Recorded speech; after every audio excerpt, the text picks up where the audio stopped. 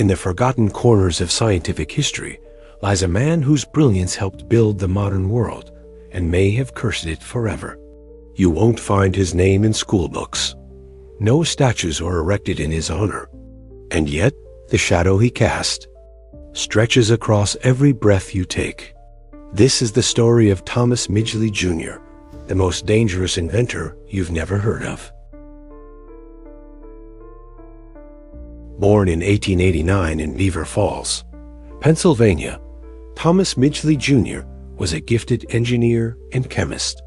By the 1920s, he was working with General Motors, tasked with solving a problem plaguing car engines: the violent knocking caused by low-octane fuel. His solution would transform the automobile industry and poison generations. He introduced tetrethyl lead, a compound that silenced the knock, made engines purr, and released neurotoxic lead into the atmosphere. Workers exposed to the substance began to go mad, hallucinate, even die. Midgley himself suffered lead poisoning, yet the company pressed forward. Profits were louder than warnings. After unleashing lead into the world, Midgley turned to another challenge: refrigeration. Ammonia and other early coolants were toxic and flammable. In 1930, Midgley unveiled chlorofluorocarbons, CFCs. They were safe, odorless, non-flammable. The world embraced them. Decades later, scientists discovered that these miracle chemicals were tearing a hole in Earth's ozone layer, exposing the planet to lethal radiation. Again, the damage was invisible at first, until it wasn't. Thomas Midgley Jr. didn't live to see the full horror of what he'd set in motion. In 1940, he contracted polio and was left paralyzed. Ingeniously, he designed a system of pulleys to help him move in bed. One day, the system failed. He was strangled to death by his own invention. It was a final, bitter irony. A man who changed the world through machinery, undone by his own device. History seemed to close the book on him, but the effects of his work never stopped. Today, lead from gasoline still lingers in soil and bones. CFCs still haunt the skies, and his legacy?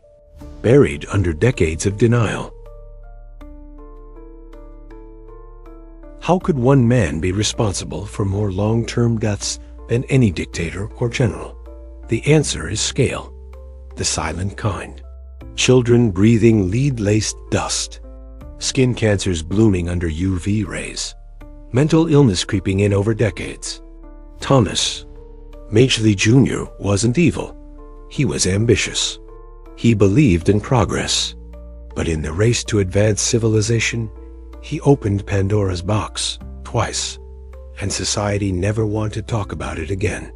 Because if we admit his story, we admit our complicity, our worship of convenience, our willful blindness to science that serves profit over life. So why don't we speak of Thomas Midgley Jr.? Because his legacy is still with us, in every breath, in every sunburn, in every child struggling to focus in a classroom built on tainted soil. We don't talk about him because it makes us question the heroes we choose. It forces us to see that the line between genius and destruction is razor thin, and sometimes it cuts everyone. The curse of Midgley isn't that he wanted to destroy the world. It's that he tried to improve it, and no one stopped to ask the cost. This is Buried Files. Subscribe to uncover the stories they want you to forget.